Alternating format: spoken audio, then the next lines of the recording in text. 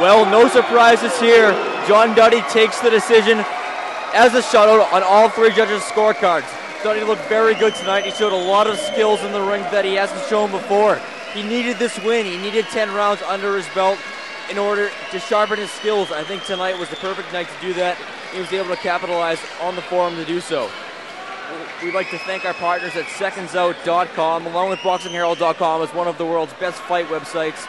And now we are going to send it down to the ring where the very talented Peter Zimbor will interview John Duddy. All right, Dan, thank you very much. I'm here with the still undefeated Ireland's John Duddy. John, congratulations on a 10-round unanimous decision victory over Charles Howe. Assess your performance tonight. I thought my performance was very good. Even my opponent said to me, he says from the clips, the fights that he's seen me on previous, that I was completely different from what I expected. You know, I was working with the Burns brothers on a lot of different things. You know, I worked my conditioning, and Patrick taught me to use my boxing and on my movement, and I showed that tonight. And I have to hand it to Charlie Howe. He has an amazing chin. I caught him with some great shots, and he was able to lick him up and keep ticking, you know. Yeah, it looked like at times you were going to get him out of there. At what points did you think that Charlie Howe might go at any time? Well, you'd be better telling me. You seen the fight. Every time he got wobbled, he was good to go. But the man came here in great condition, and he was prepared for a very tough fight. And I gave him a tough fight, and he gave me a tough fight. And I'm just thankful for the work that Patrick Burns has done with me, and the dedication that him and his brother have shown me. And I just want to show them the same in turn. During your last fight, one of the problems was the cuts above and below your eyes. In this fight, in the 9th round, it appeared that you were bleeding above your right eye to the side. We can see it right now. Did that present a problem at all, or do you see that presenting a problem as far as your training schedule is concerned for the future? No, not really, to be honest. It was a clash of heads, you know. It was accidental. It just comes part and parcel with a sport.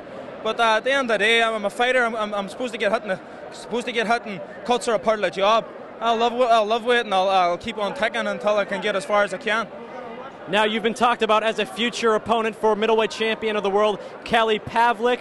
What do you think is next for you? Is the title shot what you want next? I hope there is a title shot. I don't know. There's been a lot of talk, you know what I mean? And as far as I'm concerned, nothing official has come to me or to my attention. We were very close in the past, but there was nothing signed. And I think if I keep winning and keep doing what I'm doing and keep improving like the way I did tonight, I think that a world title has to come. You know what I mean? I'm undefeated. I'm 25-0.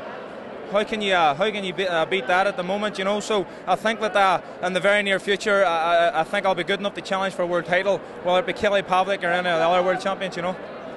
This is the first time you fought in Boston since 2005. You heard the crowd throughout that fight. How much do you love fighting in Boston? Because the Irish community here gives you tons of support. I've been very blessed since I come to America with the crowds, the way they've received me. But every time I come to Boston, there's always an extra height there with the Irish, you know. And as you know, this year Boston have got a lot to cheer about with the baseball and the basketball. Well, I hope I give them a wee bit more to cheer about tonight.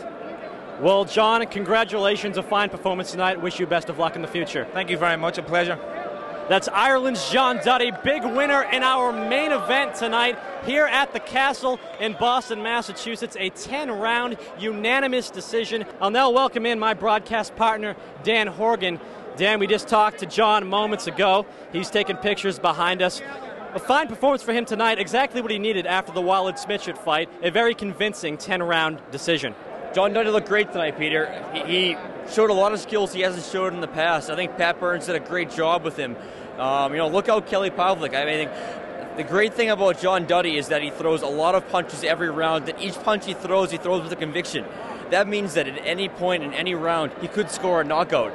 That's dangerous for any middleweight in the world, whether you're champion or not. But John Duddy says that he hopes for his next fight to be for a title shot. He's undefeated. He feels he deserves it. Do you think he's ready, or do you think he needs a little bit more time to season?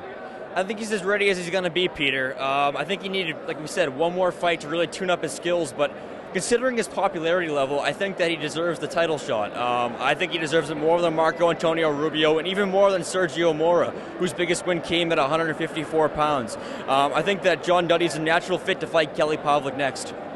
Well, an excellent performance by John Duddy tonight. Nevertheless, we want to thank each and every one of you who joined us for our first internet broadcast here at www.boxingherald.com. We also want to thank our friends in the United Kingdom at secondsout.com for their help with tonight's broadcast. Of course, we'd like to thank Irish Ropes Promotions for the help in setting this up, Rich Cappiello of Cappiello Promotions for helping us with some of our equipment, and Spastic Owl Video Productions, one of the finest video production companies in Massachusetts. Check them out online at www.spasticowl.com. For everyone here at boxingherald.com, my broadcast partner Dan Horgan, I'm Peter Zimbor. Keep checking back to the website, and we'll see you next time at the fights. Good night, everyone.